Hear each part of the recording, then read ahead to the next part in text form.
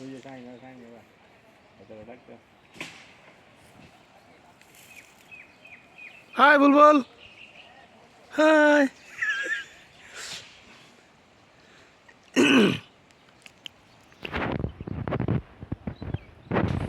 এই যে দেখেন কাজ একবার কাছে আইছে দেখেন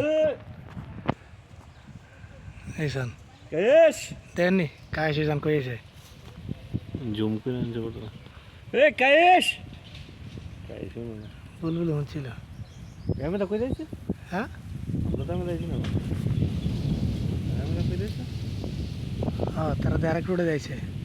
রাস্তা যাইছে না না